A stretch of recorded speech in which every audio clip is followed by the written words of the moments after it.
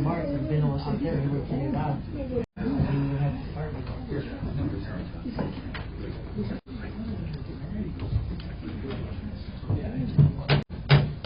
I'd like to call this meeting to order. Clerk, call the roll. Mayor Mabry. Here. Councilmember Newman. Here. Gomez. Here. McCall. Gillespie. Here. Would you please stand and join me in the Pledge of Allegiance? I pledge allegiance to the flag of the United States of America and to the republic for which it stands, one nation, under God, indivisible, with liberty and justice for all. Okay, we're going to go ahead now and go to public comment. The public comment period is at the beginning as well as at the end of the meeting. We'd like to ask you to limit your comments to 3 minutes if possible. Sorry for my voice tonight. I got some laryngitis going on. So with that said, is there anyone who would like to speak to the council now, or you can wait and speak after, towards the end of the meeting? Anyone would like to speak to public comment, please? All right, seeing none, we're going to go ahead now and we're going to have a presentation from Cole McDaniel of Hometown Consulting, please. Thanks, Mr. Mayor. That was quick. I didn't expect to be up here that fast, so appreciate it. See if I can share my screen here with everybody.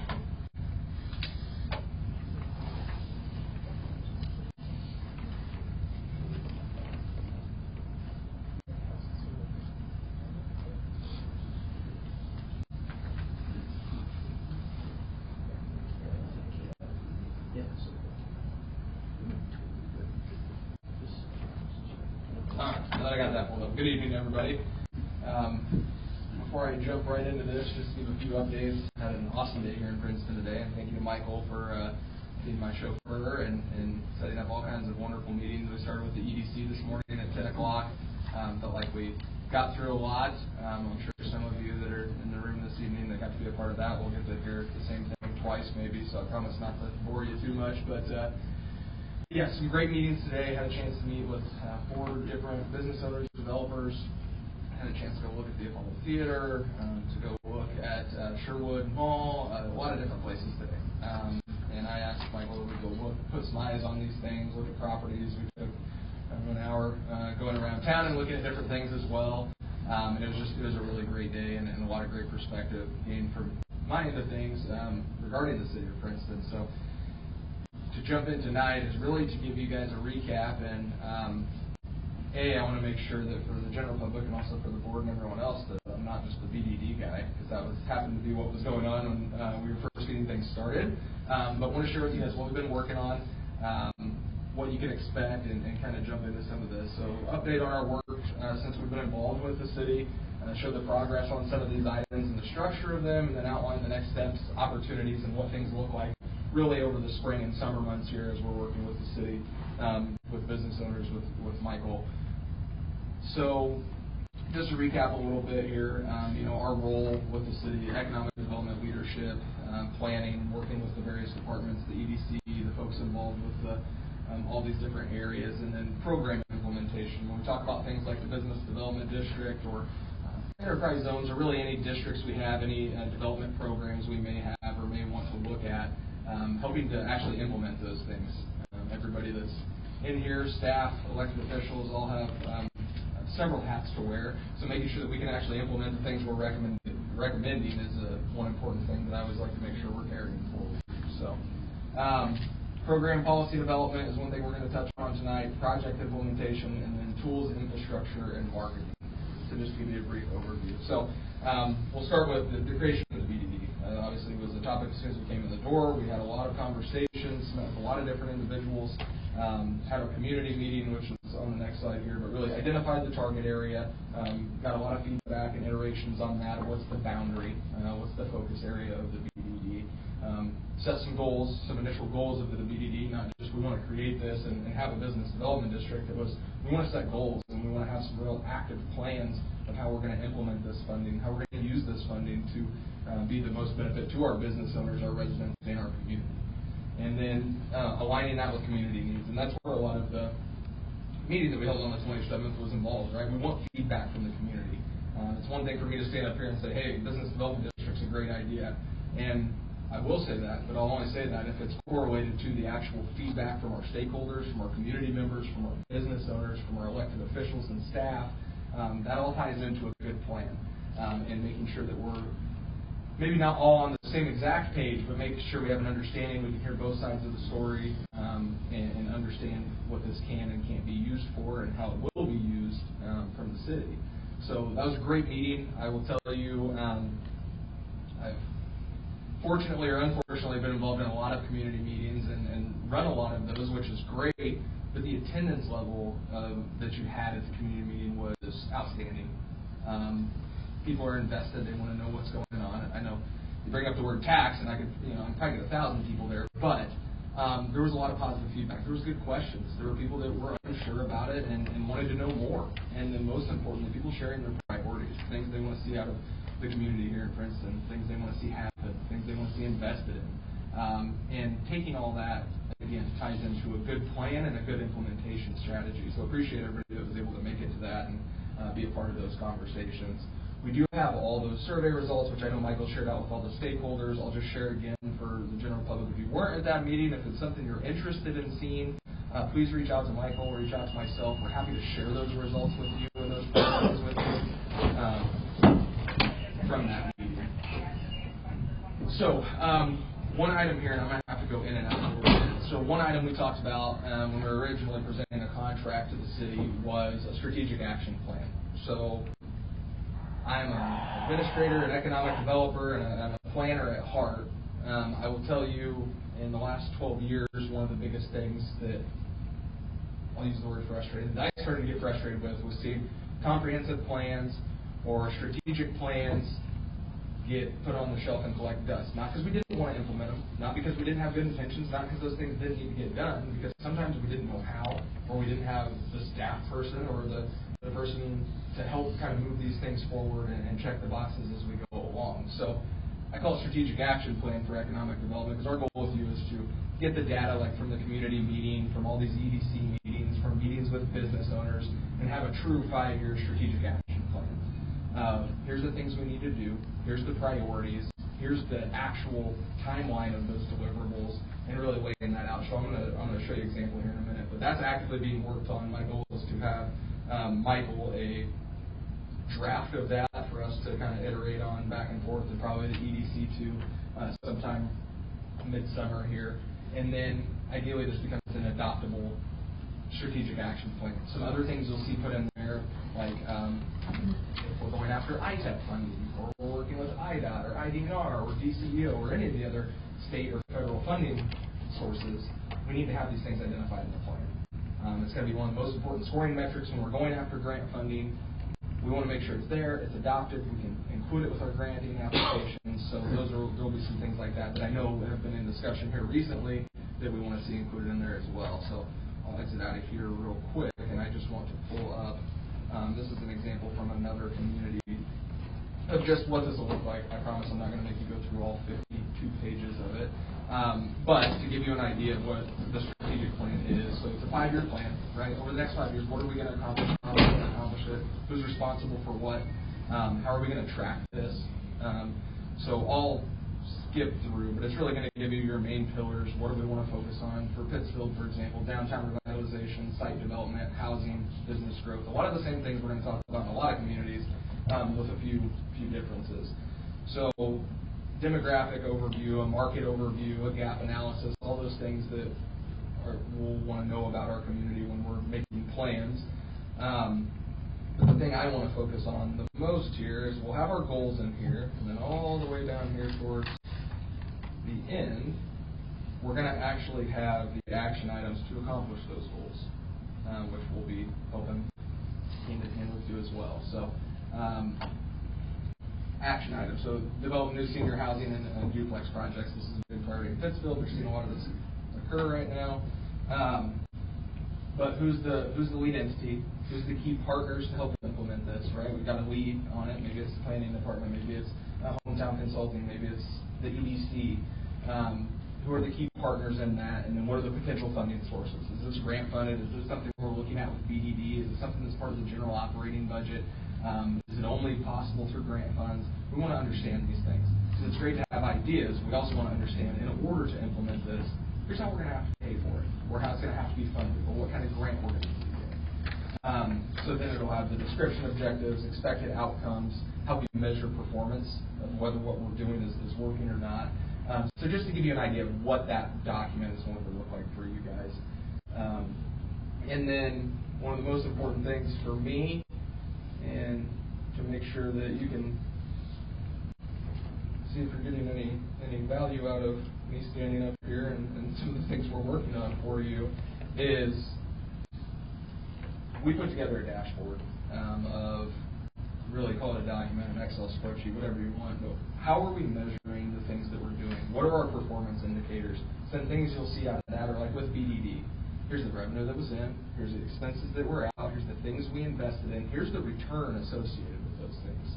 Really being able to highlight where your money is going as it relates to economic development. A little bit farther here. This will call also for, but also for the need for, an annual report and update to say, hey, here's what we did in this past 12 months. Here's what was accomplished. Here's how it compares to the year before that. You think about specific indicators like, as of today, what's our downtown vacancy rate? Well, what is it this same day next year? Right? Is it better? Is it worse? Why? What are the things we're investing in? What are the things we're spending our money on? And is it working to accomplish our goals? And so the evaluation process, 5-year review and plan update. So the goal of this too, well, it's not scrolling, but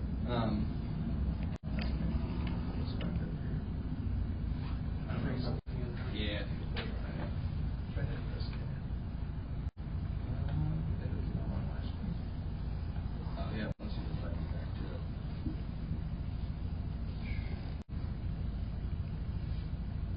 My own computer got tired of hearing me talk. Well, while Michael's, I would just try and go back.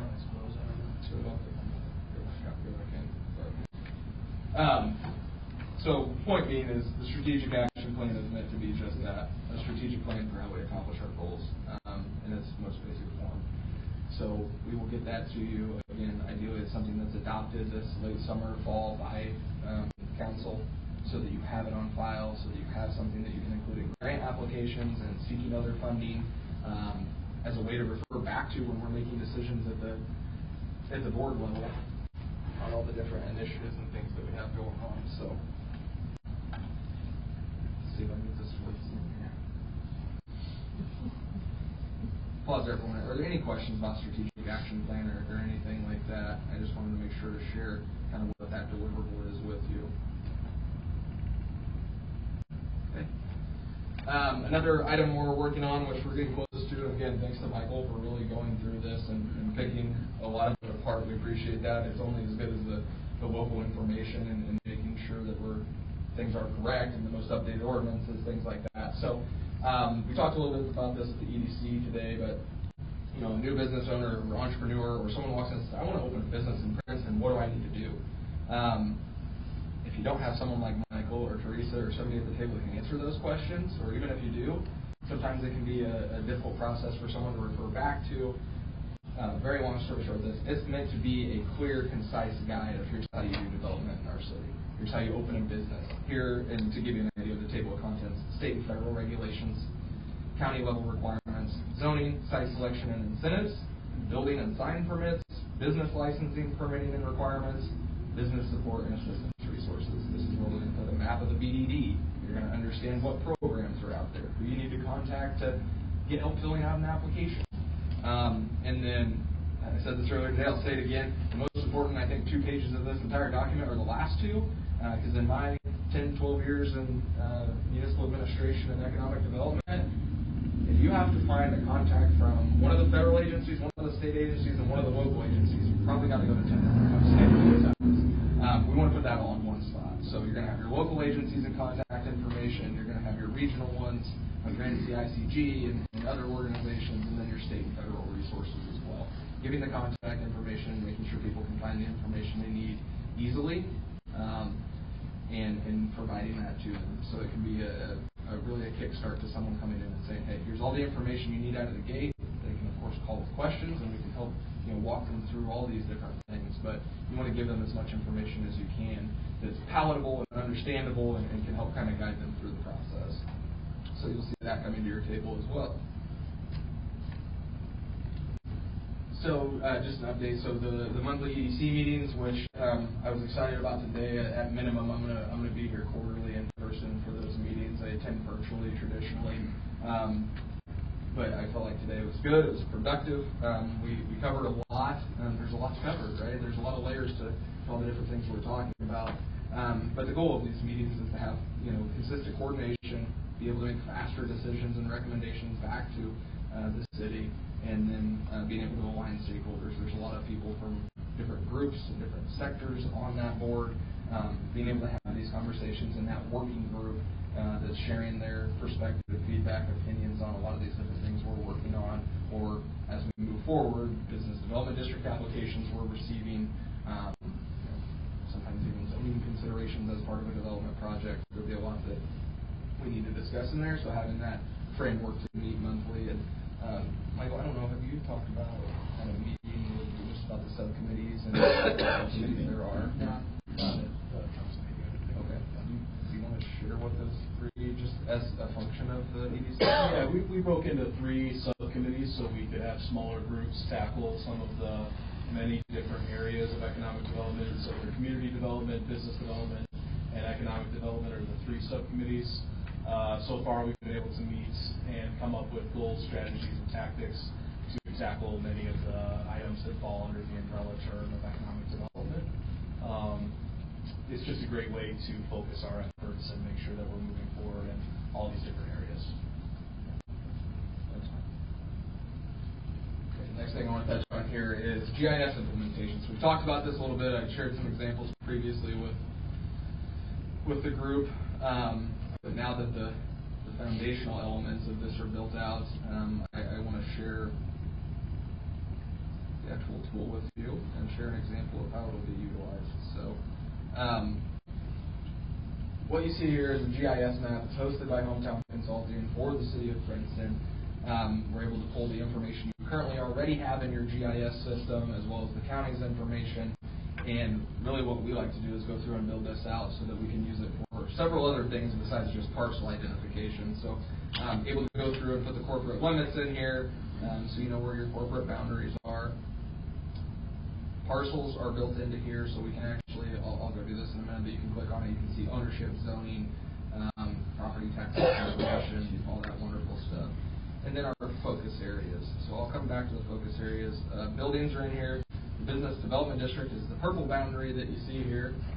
So you'll actually be able to identify as my parcel or property within the business development district.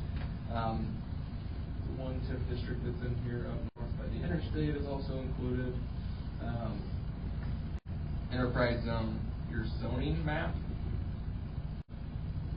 and then your planning jurisdiction for your mile-and-a-half buffer radius that is in there as well. But the main thing is a lot of this stuff is pretty easy to grab or identify, but we like to host this for you so we can take it a step further, which is we want to provide at some point for the entire community. This first one, as we get it built out, is really for the downtown core area here. And what this is, you see all the colors and the different boundaries and everything included in here. What this is commercial building inventory.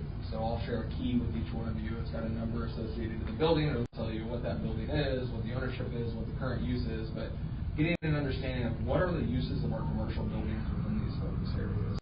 And you can see over here on the right-hand side, everything from bar, restaurant, entertainment, retail service, restaurant, food service, residential, multi-use. We've also got your outdoor spaces, parks, public parking lots, all mapped in here. And you guys may never look at this again, but we look at it almost every day. For us to be able, someone says, what properties are available? How's that zoned? If I want to be in that vacant building and buy it, what does it look like? And be able to share that information with them. So I'll click on a random one here, but number 79, for example. So it's going to tell you what the address is, where it's located, what the current zoning is, the building use type, retail. Is it in the business development district? Yes. The perimeter, so the size of it. And then the business name or any nodes.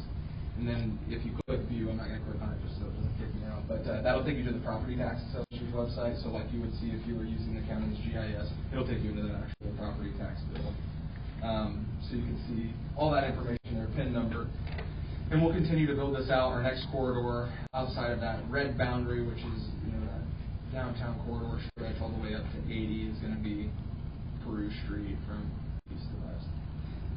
So we'll continue to build those out. We'll keep these updated and in real time. That's the other thing is, we could create one of these layers and have the county put it into their system or put it in here locally, but building uses change all the time. Being able to update those in real time. Our system updates every Saturday. If it was one that needed to be updated today, we can go in and manually do that as well. Super important there. So that, along with the available properties. So I don't want you or any developer or business owner to have to know how to use GIS to understand what properties you have available in your community. If they're just curious in what's commercially listed, what's for lease, what are the pocket listings that aren't commercially listed but we know we're for sale and somebody's contacted us and let us know that, we want to be able to get that up here. So I'll show you how it's on the website here in a second. But the red pins are going to be the available properties. For example, you can click on one of these. It's going to take you to that pin, show you where it's located, give you the picture that's included with it, same information, whether it's for sale or for lease, but be able to easily pull people to the information they're looking for. Again, it has all the zoning layers and everything else in here, but it's going to be a list of our available properties, ideally cost, size, any information that we're able to either get or that is already out there. And this will be updated in real time as well, because as we know, these things can change quickly. I think one of the important things is, if something's commercially listed, somebody from outside your community can see that. We can all see that. We can look up what commercial buildings are for sale in Princeton. This takes it a step farther. We want to be able to put up the pocket listings. We want to be able to see the for lease properties, because if it's not me or Michael or someone in this room or someone from Princeton that drives by that building and sees the sign in the window that says property for lease, how does anybody outside of our community know that that opportunity is there? We want to make sure that we can advertise that, market that, and make people aware of that outside of the community as well. So there's the available properties piece. I'm going to use Metamoras here just to give you an idea of, as we kind of go through and work to restructure some of the just economic development page, and we'll talk through exactly what this looks like and how you guys would like to see this set up. But this is the village of Metamora, for example. So community profile, some snapshot information about infrastructure, utilities and connectivity, education and workforce development opportunities, comprehensive plan, any feasibility studies or studies that have been completed, something like the strategic action plan is something you see here as well. And then most importantly, having the GIS in the actual website. Being able to see that without having to know how to use GIS, go to GIS. It's actually built right onto your website. People can use it, zoom in, zoom out, see all the information they're looking for, the available properties. Make it accessible, right? We want these to be public-facing and publicly accessible tools. The business guide will also be in here. Incentive programs, when we get a little bit farther on BDP stuff and the things we're putting together, you're going to see that listed here as well. So providing the resources at people's fingertips, removing the red tape, and some of the questions that we don't want to turn them off from investing in our community before they even pick up the phone and call us. We want to give them everything they can be looking for to start that conversation. So I'll pause there again, and I'll just ask, are there any questions on the GIS, any information surrounding that? We'll keep going here. Good. Okay, perfect. The only other thing I'll say is, I don't expect you to learn GIS. I don't expect you to have to know how to use it overnight. If any staff, elected officials, community members are ever interested in learning more about it, how it works, how they can utilize it, I'm happy to sit down one-on-one and walk through that. It's not something I will make you sit through 2 hours of tonight, but if anybody is interested in that, I'm happy to do that. The only other thing I would ask as it relates to GIS is, please feel free, as a community, as a city, and as leadership, to be creative. We can do a lot of things with GIS. whether that's mapping abandoned properties or properties that we're slating for demolition, or there's a lot of other things that can be done through this that we're happy to do. Like I said, I've presented this in places before, and I'm a dork about it, and I love it. And I'll get to the end of it, and everybody will say, "Oh, that's great. Can you map the parade out?" Yeah, we can map the parade out. That was their big thing. But point being is, we can do about any of those things. So if there's ever something like that, or a layer, or a historic district, or whatever it may be, just keep that in mind, that those are options too that we can easily add to something like this. So.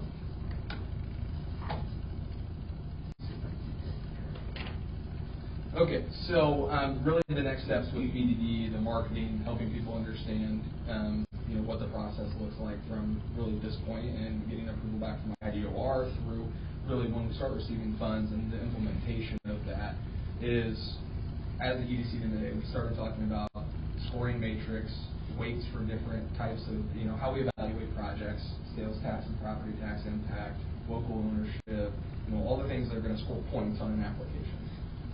So as we go through that, we will be working to refine that, define that, and then ideally share that with the full council to adopt that, and then be able to market that back to our business owners, to our developers, to our residents, and let them know what's available there.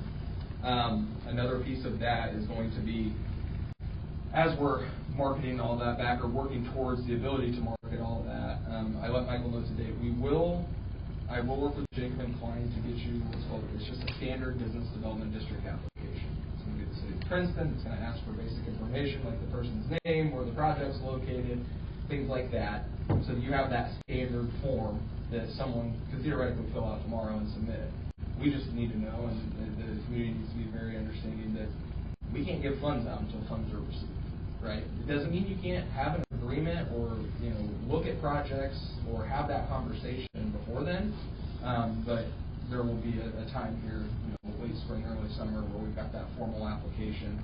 It is available, and people can start to express their ideas about projects, or start that conversation at the city level. So, and then most importantly, as we get this thing going, this will be a little bit farther down the road, but as we are approving projects, and projects are getting completed and funded, how are we marketing that? How are we showcasing what's been approved, why, here's the results, here's some before and after photos, all those things that are really easy to forget about 6 months into approving 15 different applications.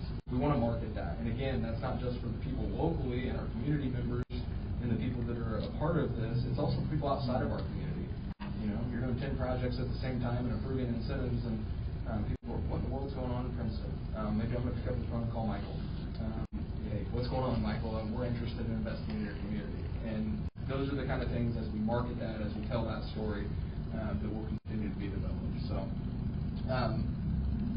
finalizing the action plan, continuing the BDD rollout and the parameters, and then launching the marketing efforts is really our next steps with you, as we're continuing to work on the strategic action plan, startup guide, some of these other deliverables for the city. Again, continuing to meet with Michael and developers, business owners, property owners, having these conversations, getting their insight and feedback. I think today really was great. That insight is so important for how we develop not only programs, but also introduce, have you thought about this? And just that conversation in itself can lead to projects occurring for people who are really engaged and excited about what's going on. So, like I said earlier, just commitment to implementation and focusing on the measurable results. I don't want to just hand you guys a plan and help you implement a BDD and then never see you again. I want to be here by your side to help you implement these things, be a part of the progress that's going on, and making sure we can continue that and make it sustainable. So that's all I have for you this evening, unless there are any questions. Council, any questions? No. Jerry? Can't wait to see how it rolls out. Real quick, Cole. So I had the opportunity to go to Galva. That's one of your communities that you've been working with. Canton, I was there about 2 weeks ago. I had a great meeting down there with the mayor of Canton. So what other community would you say in the next, within 100 miles, I should go take a look at that's done a good job working with you, that I could walk the streets and see how they're doing?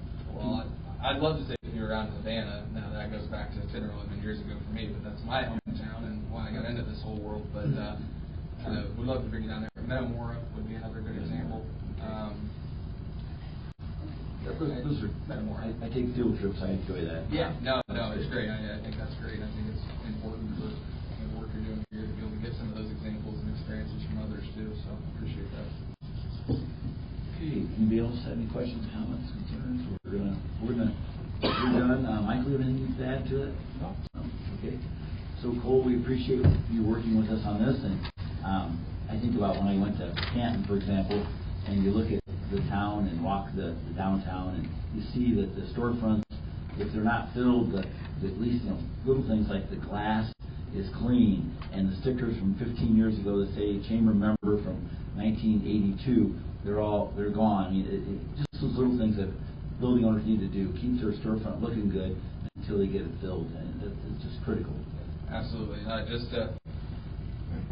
Just to make this point before I close here is, I agree, and I will tell you 6 or 7 years ago in Canton, it was not like that. It's a process, it's an education sometimes, and it's a joint effort between city, business owners, everybody involved to get to that point. But once we can start to preach that understanding and people can see the results and some of the things we're talking about, I think is really when you start to see perspective change and shift, and that's a pretty exciting thing. So, yeah, thank you, Mr. Mayor. Thank you, Cole. What we're going to do before we go on, we're going to sneak in the Daughters of the American Revolution. So Sue and Nancy are going to present to the council tonight about America 250. And again, that's in case you can leave, then you don't stay for the whole meeting. All right, thank you. Please. My name is Sue Stutsky. I am the America 250 chairman for the Princeton, Illinois Daughters of the American Revolution, and I have with me Nancy Gartner. She's the regent for America 250 in the Princeton DAR chapter. We want to put a little plug in for ourselves. This year our chapter is 130 years old. Princeton is. The DAR was founded in 1890 in Chicago, and just 6 years later, Little Princeton had a DAR chapter. So we just had our 130th party, so we're excited about that and thankful for it. I think most of us know that in 2026, the year we're in right now, our wonderful country celebrates its 250th birthday. And for us in the DAR, of course, it's a big deal because we talk about the American Revolution all the time, because to be a member of the DAR, you have to be able to trace one of your family members back to the American Revolution. So we have big celebrations going on with America 250. But the reason I'm here tonight is that we feel like it's important for our community to also celebrate our country's 250th birthday.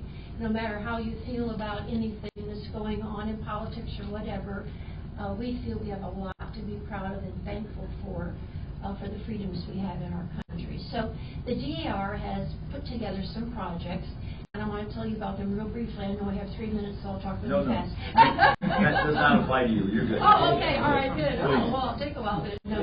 We're good. Honestly, some of our projects are, we're going to have a display at the Sash Stalter Matson building on the 3rd floor, starting on June 13th and going through July 9th. And on the 3rd floor, we will have stories of some wonderful ladies from Bureau County who have been members of the DAR, and stories about their patriots. So anybody that's interested in learning about how people right here from Bureau County have family members that served during the Revolutionary War, you can go to that display, and it will be quite nice. We have patriots from here, all the way from people who were drummers and fifers to officers in the military. We have one story about one of our patriots who crossed the Delaware with George Washington, and also a wonderful story about someone from Bureau County whose family signed the Declaration of Independence. So we're really happy about those stories, and this is the time to begin learning about all those people that sacrificed for us. So that's one of our projects. The second one is we're going to be a part of the wonderful July 4th parade that we're having here in Princeton, and the DAR is going to put together a float for that, good Lord willing, if we can get everything accomplished. And the theme of our float is going to be We the People. And for some of you that know my wonderful husband, Michael Stutsky, he's going to be riding on that float as a signer of the Declaration of Independence. So some of you might really enjoy seeing Michael on the float. So that's coming up soon. And then thirdly, the project, I think one of them that we're most proud of is we have been seeking grants and raising money from our chapter to place a stone right here in front of City Hall, a beautiful stone that will commemorate our community celebration of America 250. And it will be something that will not only tell about how we celebrated it, but it will be something that will commemorate the celebration for generations to come. So we're very pleased that we're going to be able to put that stone up coming up on July 4th. What I'm here for this evening is we have one fourth project that we would like to ask the council's authorization for. And Nancy and I are going to display it right now. The DAR has some beautiful flags, and we would like to display this flag. I drive by City Hall all the time, as most of you do too, and I see this beautiful little balcony that's out front and some pillars. And we plan on putting grommets in this flag, and we wondered if we could have authorization to display it so that everybody passing through Main Street in Princeton, beginning June 1st, would begin thinking about America 250. And again, we would hope to keep it up through July 4th. So we're asking for authorization to do that, and we appreciate your time for us tonight to be able to present it. And we look forward to helping set that up. We use our electric department resource, whatever it takes to make that look good, so it's not just flapping around. It could be displayed with a little bit of tension on it to really make it look sharp. That's perfect. Yep. Well, thank you very much, and thank you for taking time for us tonight.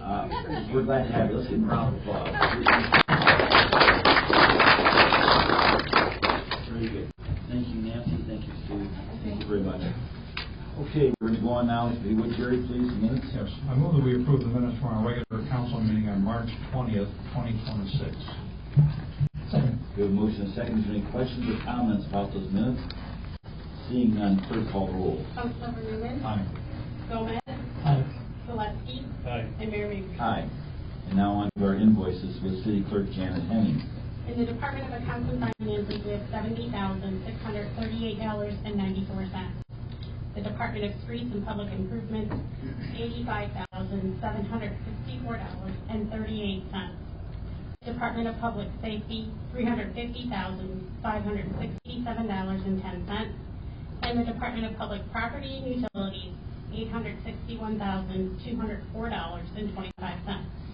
With a grand total of $1,368,174.67. Mayor, all council members present have confirmed the reviews of all the invoices, and they're now submitted for disposition. I move that we approve the invoices as presented. Second. We have a motion and a second. Is there any questions or comments concerning those invoices? Seeing none, clerk call the roll. Councilmember Newman. Aye. Gomez. Aye. Gillespie. Aye. And Mayor Mabry. Aye. Next on the agenda, we have a recommendation for final plat approval for the Cliff Estates subdivision. I move that we approve the recommendation for the final plat approval for the Cliff Estates subdivision. Second. We have a motion and a second. And Michael, is there anything we need to add to that? Michael, Jerry? Not necessarily. It's going to be really positive. 25 unit subdivision developed by someone here from Princeton. Spencer Davis is here in the crowd. Housing is of a great need here in town, and especially ones of this size and price that he's looking for. So really excited to get this going. Great. And that would be Spencer and Annette, right? Working together. Great. We appreciate that. Okay. If there are no questions or comments from council, we appreciate the Davis's investment in Princeton. Clerk call the roll. Councilmember Newman. Aye. Gomez. Aye.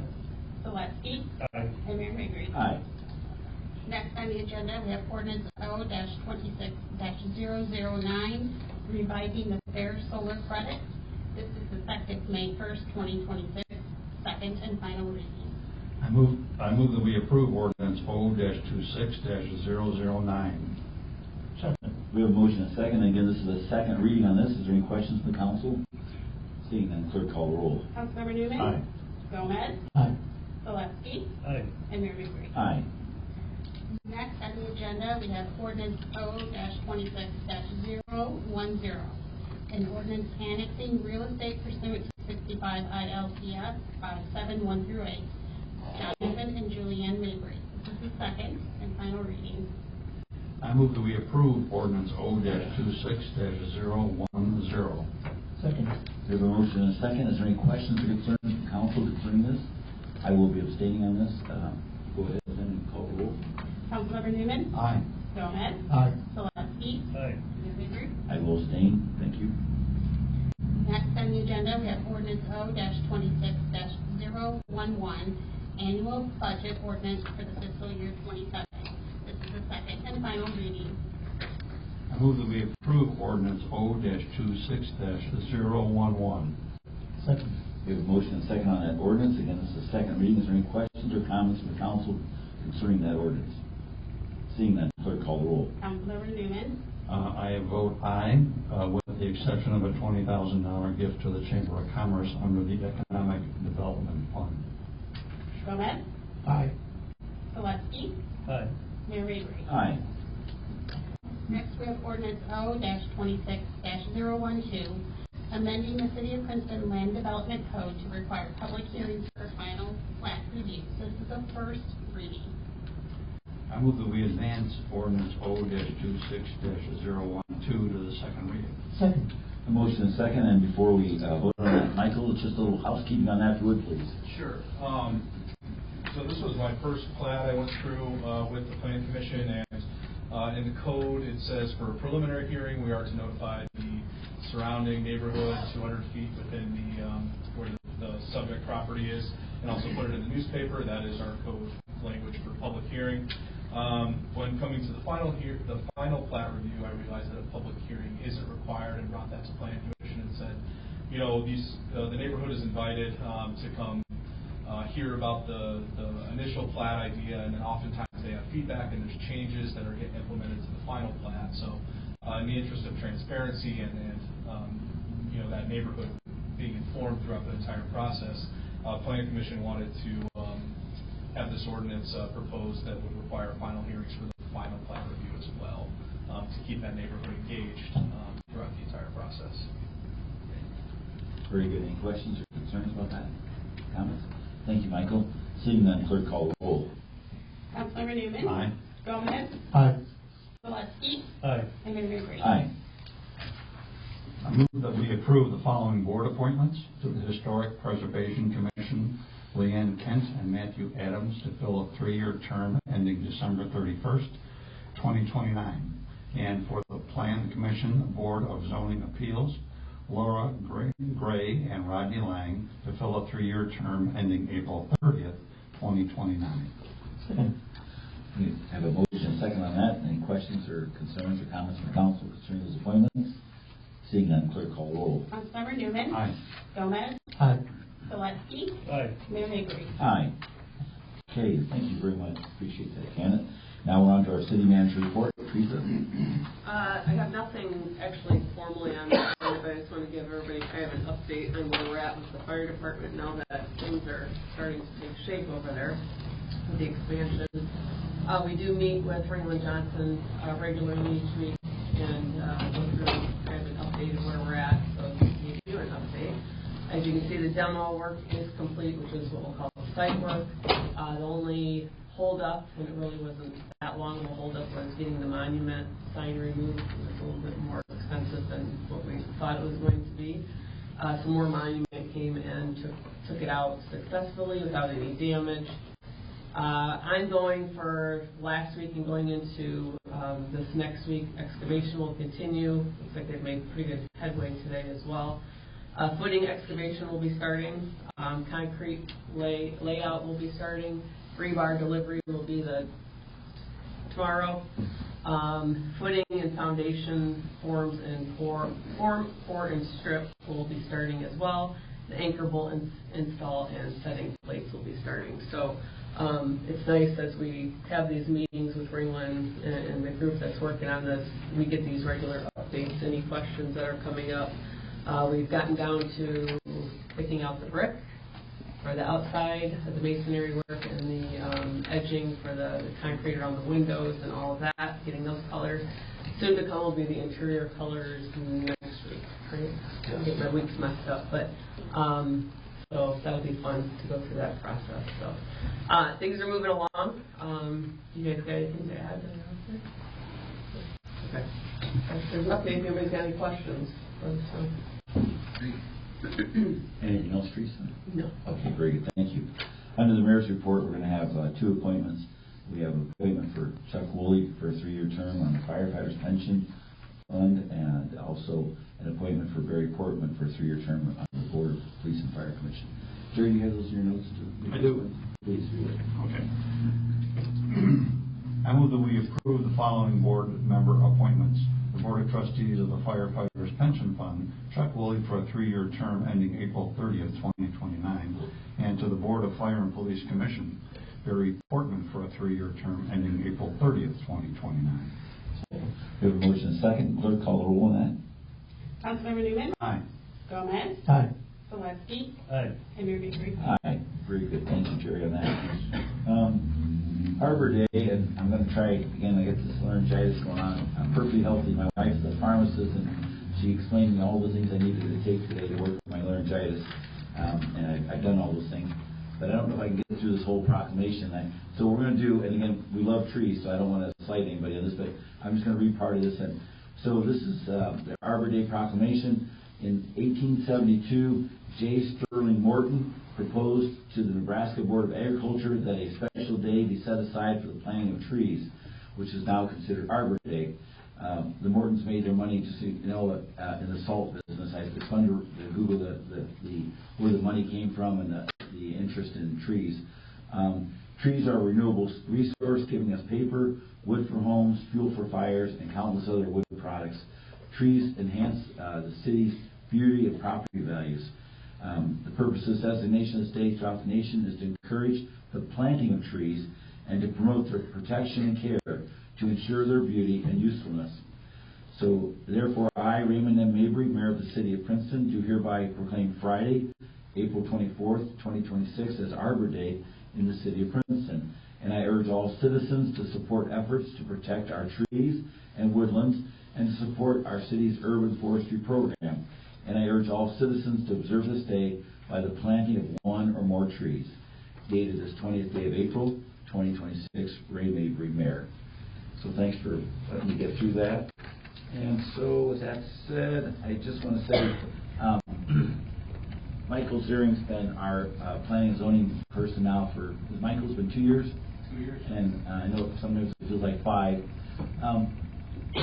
We have what I call small victories, and tonight we're excited that the city council giving direction using the resources of Teresa and Michael and our law firm down in Peoria, Miller Hall and Triggs.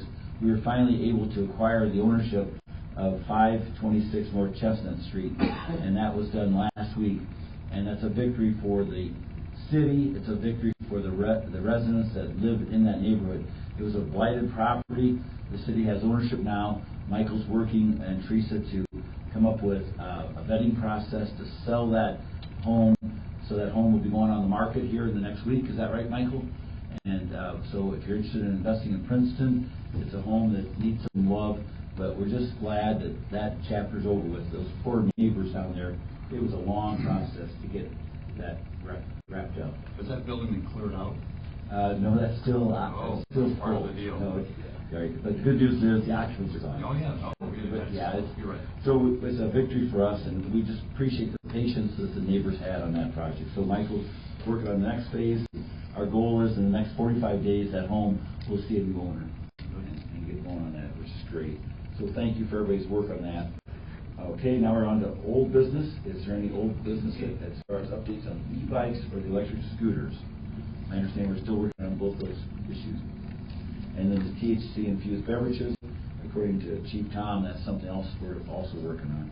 So we'll move on then to new business. And on new business, we're going to have Central Bank is looking at expanding their existing location. And Michael Ziering actually is going to get up and talk first, just an overview where we're at on this, and then Jeff Hunt will speak to the council. Please, Michael.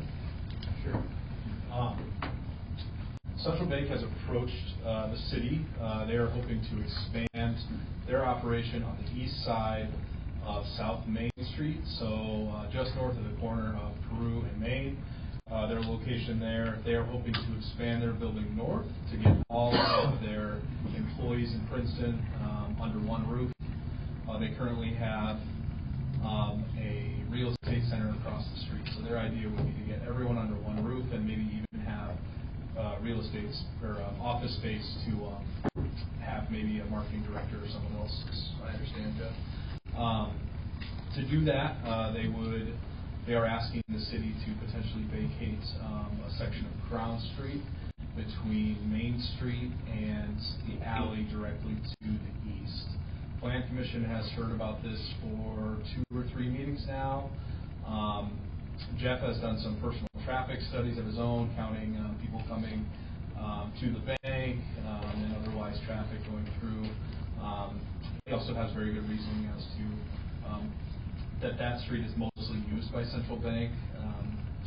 It really doesn't have that huge of a traffic load on it. So Jeff's here to present about their ideas, and there's also some potential development to the south with Mike Judge's property as well. So I'll hand it over to Jeff to talk to the city council. Thank you, Michael.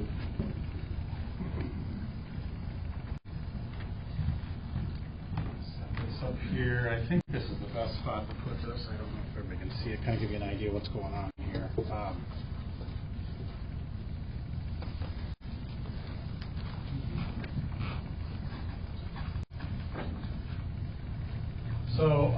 Again, I'm Jeff Hunt, Community Bank President with Central Bank, Princeton, Illinois.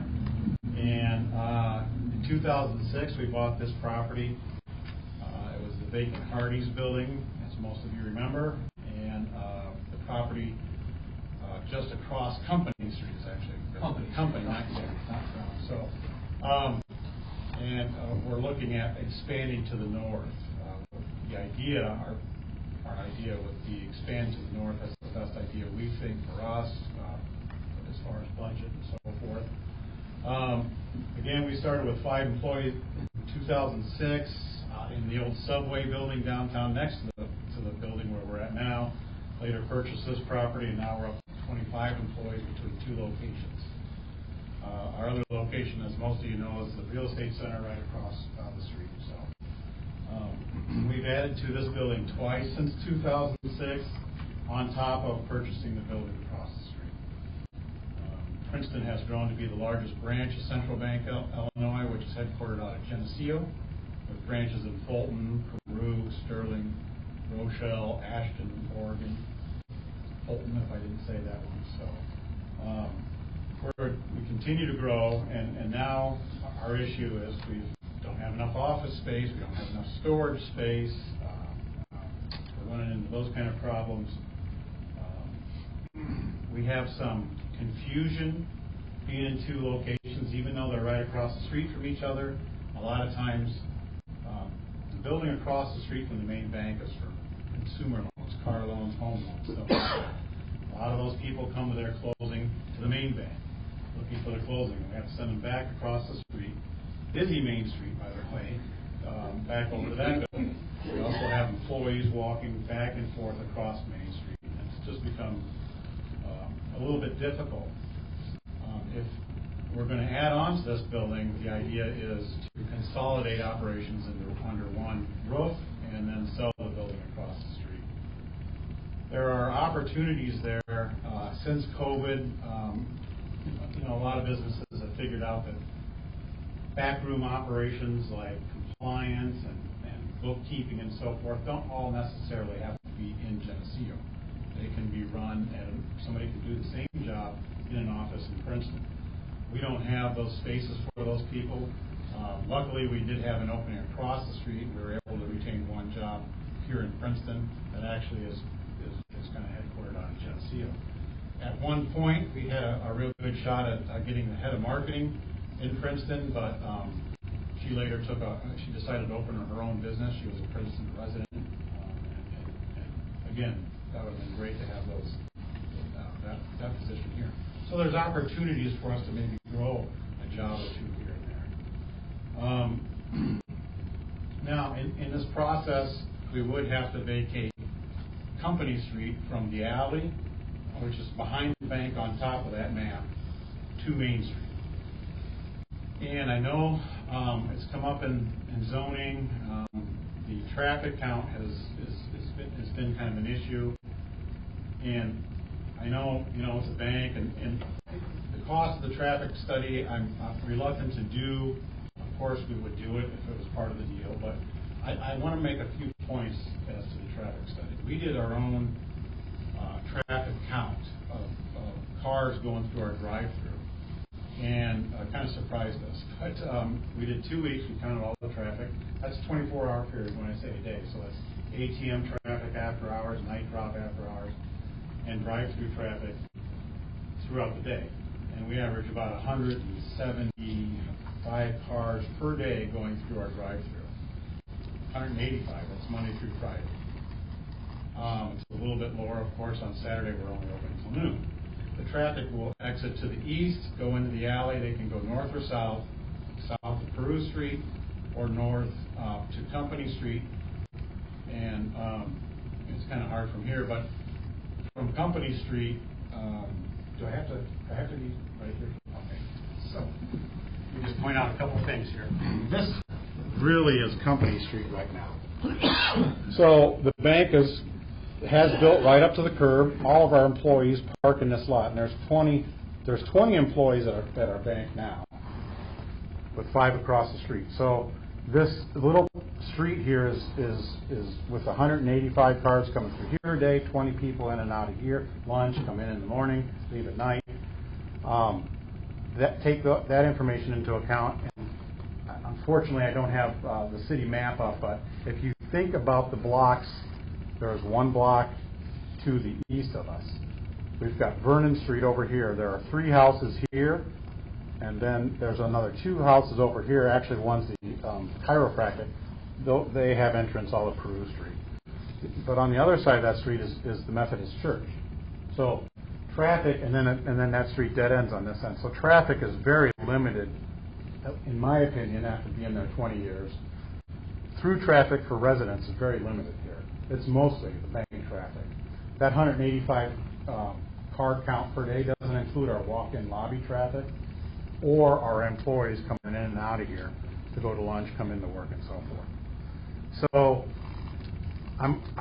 my concerns about the traffic count are that it's going to count all of our traffic, central bank traffic.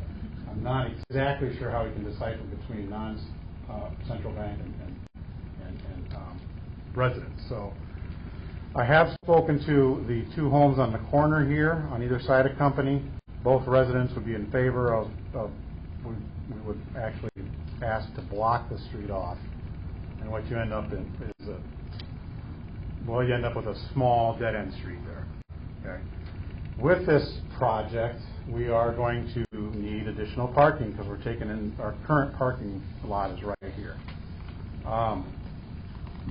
One of the plans is, ideally for us, is to buy Mike Judge's building here to the south.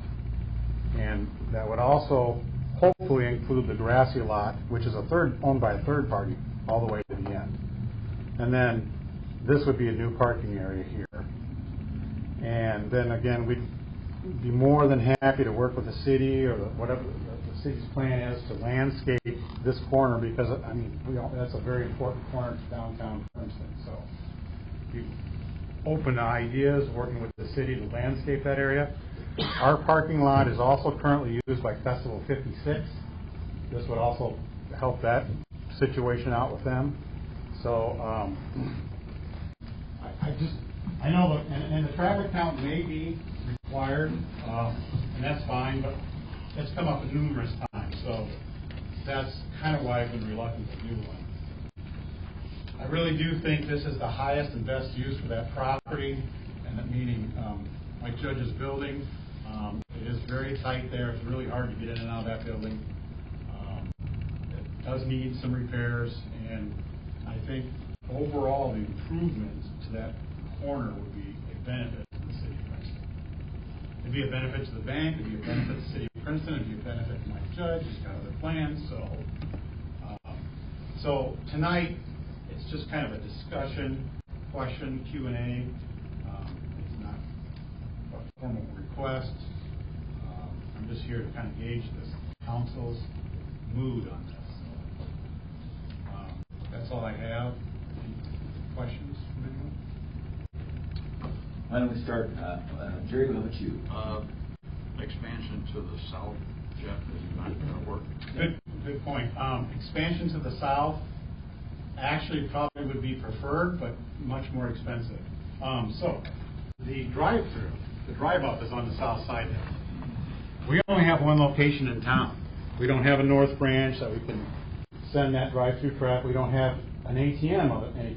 So we did consider this, but the process was too disruptive to our business. We were going to have to shut down the ATM lane, these two outer lanes, one being the ATM. And with that traffic count, we just don't have, it's just not viable for us. There's a lot more expense to shift this and build this way. Ideally, yeah, it'd be great to have the building more here and maybe parking over here. But we will eliminate, there is another driveway here to Mike's building. That would be eliminated.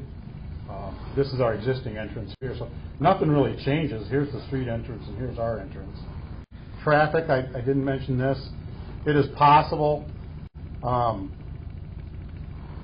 alleyway to the north, so this would be behind I think the vape shops there and the lady that has the workout. That alley needs some serious repair. That one's pretty rough. And the bank would, maybe we could help with repairs on that alley because we'd be pushing some serious traffic up that way. It is also possible we do not need, if the street were vacated, we do not need to go all the way to the other building on this side. It's possible to have an exit as they come out around here and spill them back out this way to the street too. So how do we transfer ownership of a street to a private business? Well, they own both sides of the street, so if the street were to be vacated by state statute, it gets split in half and absorbed by the adjacent property owners, so they would absorb it all. And utilities under the street, do we know, was it only storm sewer? I'm sorry? There's only storm sewer. So the issue is storm sewer, and I guess if it's going to come to planning commission again, I'd encourage fire department, probably Aaron to be there to talk about this, because I think storm sewer is the only issue. But when we've talked about this, Aaron and I, that storm water that's going to come down company. Did I get it right? Yeah. So down company. Right it's here. Definitely a water flow area, so you have to have something on the other side to catch that water. It's doable, but there's definitely, otherwise your building's going to become a water block as it flows through there, so we just have to make sure we've got that. That's why I think if it goes further with planning, we just need to make sure that we've got that piece. Make sure we fix that before. You don't want a watery building, I'm sure. Nope. So. Only watery building.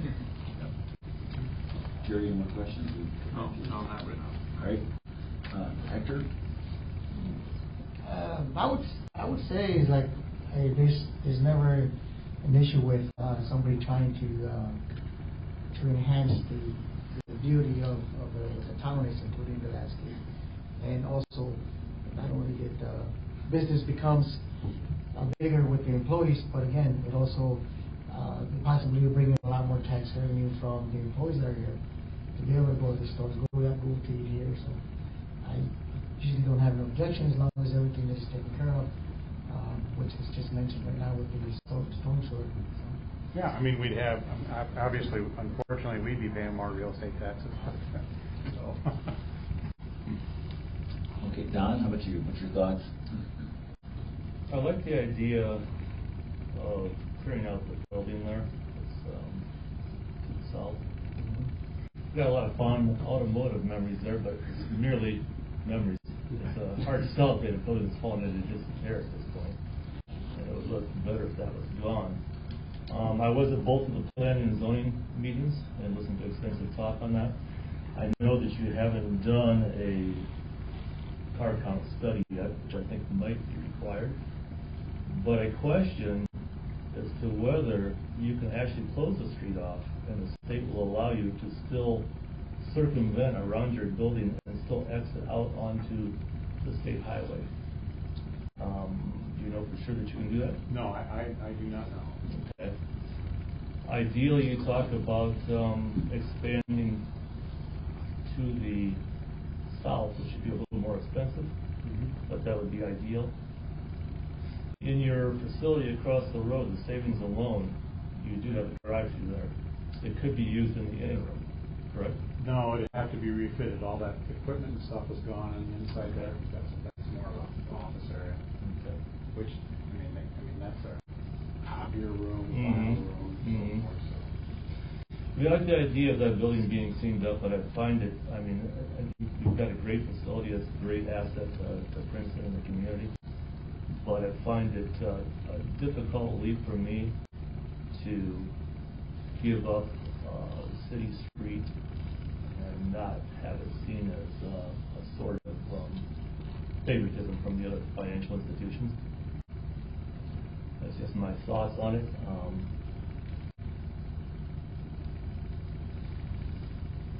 Yeah, to me, it would be better if there was an alternate plan without closing that particular street. I almost think it sets a precedent in the future. Other things that it would be hard to turn down. It's not like it's your only option. You have an option to go south. It would just cost you more money than going north. But I share some of Don's thoughts on that. Okay, well, and we'll maybe go on board here a second time. I'll just bring something up. It's like, I remember the closing of Columbus for that project. I recall specifically saying that as long as we don't put something that's permanent there to be able to allow the traffic to get in and out, but we still have doing it anyway. So. Well, and I think it was important for communication on that project with all the people. I think that's one of the things that I was at the last Planning and Zoning Commission meeting that Jeff presented, and the question was raised that do you need to go talk to your neighbors, and Jeff, you've done that since then. The neighbors to the east of that, and that would be affected by that alley. So tonight, I believe tonight's goal was to give Jeff some direction so he can move forward with working with the planning and zoning. I know that early on there was a utility locate done, because I think we've been working on this now for about 6 or 9 months maybe. The utility locate showed that there was a storm sewer line, and I know that Chamlin is our engineering company we use as a city, and Chamlin would be the company that Union Bank Central Bank would be using, and so we could resolve that in a favorable manner for both parties, not to block that flow.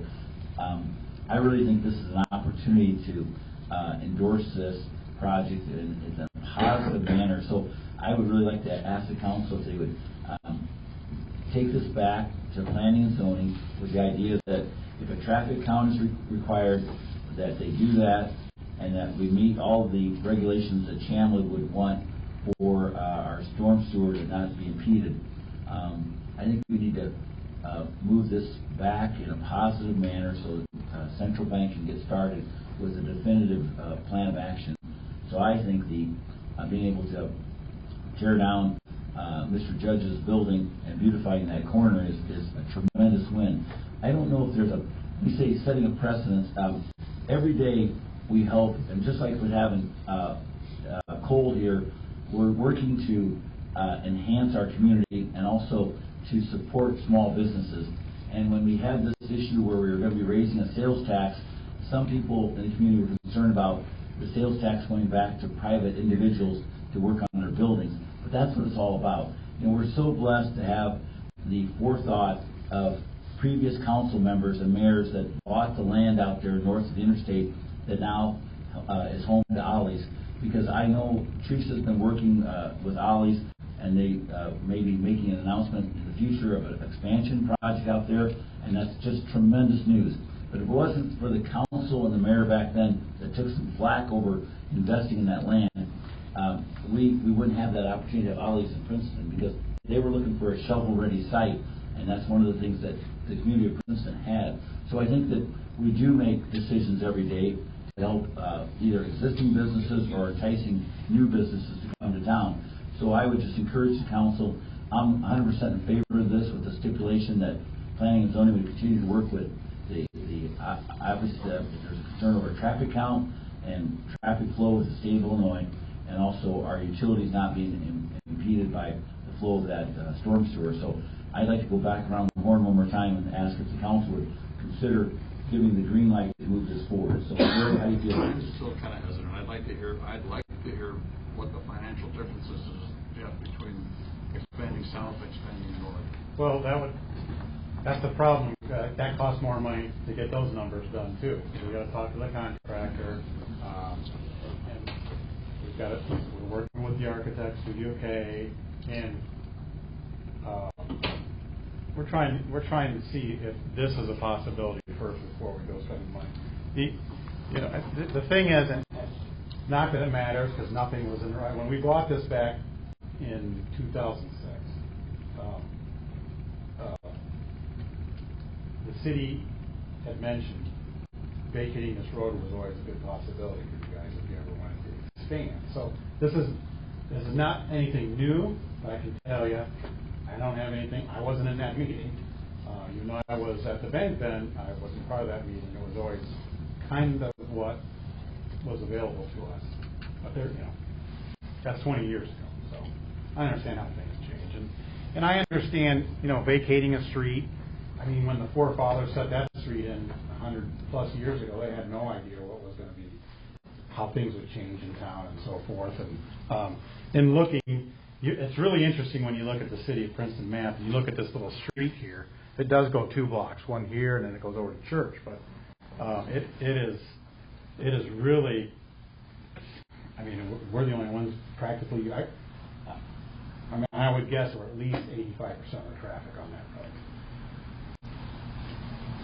And I'm glad that the neighbors there were in favor of it, that have the children. Yeah, I mean, right behind here are the Andersons, and they have this alley. The problem is, traffic generally is fairly slow here, but I come from Peru. I live on East Peru Street. We sometimes have some very fast traffic cut through here, and I think they're cutting the light. Is what they're doing. They're coming down Peru. They'll see 10 cars lined up, and they'll zip right around, and they come flying through there. It's tight walking out for employees. It's tight for the Andersons here. It's a blind spot, actually. All of our drive-through come out because our Bush is here, the bank's here. It's just it's a congested little area, and it just I'm biased. To me, it doesn't seem like a very. It's not like it's going to be a missed road, but I understand. Where do you stop? So I get that. I just want to make clear when I mentioned the fire department and street department to be involved. Anytime we want to vacate or think about vacating a street, the first one is double check with the fire department they can get access to where they need to go. So we've had that talk briefly. I would have honed in on Brian, but he just stepped out. But that would be something we just want to make sure that that's okay. So Jerry, I assume we're going to eventually have a resolution for this debate. Is that upcoming? I think we could have done that, but I asked him to. No, I mean, it's an interesting process. I'm not in a position to say yes or no tonight. But I'm glad Jeff came and enlightened me on just exactly what his plans are. All right. Hector, would you be in favor of this project? Yep, like I said, as long as everything else that needs to be done through the city, through whatever laws and regulations that we have to follow. Okay, very good. Don?